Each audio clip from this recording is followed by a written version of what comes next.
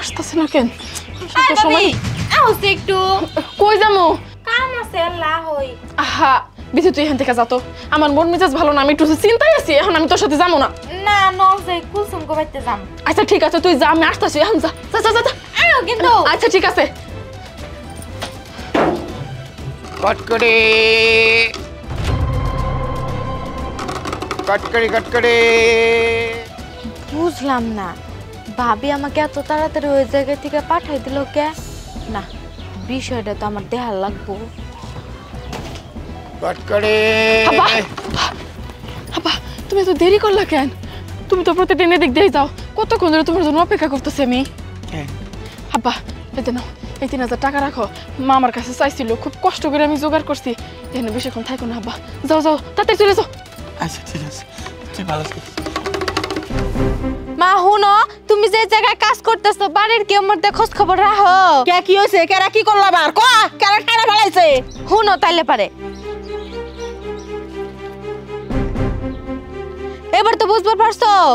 ওই বান্দির বাচ্চা গোলামের বেটির এত বড় সাহস দেখাইতেছে মজা। চল আয় আয় ফকিনের বাচ্চা, এই ফকিনের জি বাইরা, এই ফকিনের জি। ইয়াল্লা ইয়াল্লা মা মারা সারেন। আমার মারে ভাবে চুল ধরে মারতেছেন কেন? একবার সব একবার একবার গাল ফাটা গেলাম। তোমার জানো ফকিনের বাচ্চা তোলা তো শ্বাস করে দিছে। হ্যাঁ আমার ঘরে থেকে টিয়া চুরি কইরা তুই বাপের বাড়ি পাচার করস, এত বড় শ্বাস করে দিছে না ফতেনের মিয়া? ক ক আম্মা আপনি মাথা ঠান্ডা করেন। আপনি এসব কি কইতাছেন? কিসের টাকা চুরি করছি? এ ভাবি ঠাটা বড় মিছা কথা কব না, এত বড় মিছা কথা কও কে তুমি? আমি নিজে চোখে দেখছি। আমি তোমাকে ডাকবার গেলাম যে নওজে কুলসুম গো বাইতে যাইগে, তুমি গেলা না, আমাকে তাড়াতাড়ি করে পাঠাই দিলা। পরে আমি ফাঁকি থেকে সবকিছু চুরি করে করে দেখছি। তুমি তোমার কটকটিয়ালা বাপেকে 3000 টাকা দিয়া দিলা, এখন কামার সামনে এসে ভালো সাজতেছো। ওই গোলামের বেটি আবার মেয়ে মিছা কথা কইব তোর মতো? চোর রে, চোর মেয়ে জন্ম দিছি আমি। হ্যাঁ আম্মা আম্মা দেখেন, বিথে যা কইছে ঠিকই কইছে। আমি আমার বাপের টাকা দিছি ঠিক আছে, কিন্তু এই টাকা সেই টাকা না। আপনি আমার কথা শুনেন। কোনটা আমার বাচ্চা কাইলে ছড়িছিলি? আম্মা সামনে তো আব্বার আর আপনার বিবাহ বার্ষিকী, এই জন্য ভাবছি আপনার একটা উপহার দিব। তাই আমি আম্মারে জানাইছি। মা আমারে কইছে এমনি এমনি তোর কিছু কিনতে পারবি না, আমার 1000 3 টাকা দিস, তোর শাশুড়ির জন্য একজোড়া কানের দুল আমি বানাই দিব মনে, আমি দায়িত্ব নি মনে। এই জন্য আমি আব্বারে 3000 টাকা দিছি।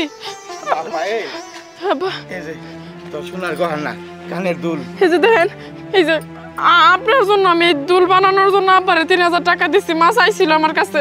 আমার জন্য এই সোনার কানের দুল আমার জন্য বানাইছে? আপনি না যাই না না বুঝে এরকম ভাবে আমার মার চুল ধরে মারলেন। তুমি আমারে ভুল বুঝাইছ।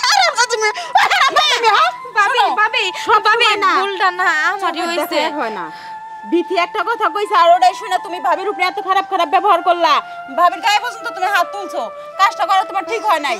ও বোমা দেন, আমার ভুল হয়েছে, মাফ করে দেন। আমার না রাগ বেশি না কমে, কিন্তু এই মেয়েটা আমার রাগটা উঠাই দিছিল। আমার যে কি হয়েছিল বোমা তুমি তো জানো, তোমার হাতে খারাপ ব্যবহার করি না, হঠাৎ দুইটা থাপড় মারি, তাছাড়া কোনো কিছু কই না। আচ্ছা ঠিক আছে আম্মা, আপনি যে আপনার ভুল বুঝতে পারছেন এইটাই অনেক। কিন্তু আপনার কাছে আমার একটা অনুরোধ, কোনো কিছু করার আগে মতামতটা শুনেন, জানার চেষ্টা করেন আমি কি কইতে চাই। আপনি গোবারের একজন মানুষ আমার কথাই শুনতে চান না, যখন যা ইচ্ছা তাই করেন। যাই হোক এত কথা কমো না। আমার দেখেন তো এই দুলগুলো আপনার পছন্দ হয়েছে নাকি?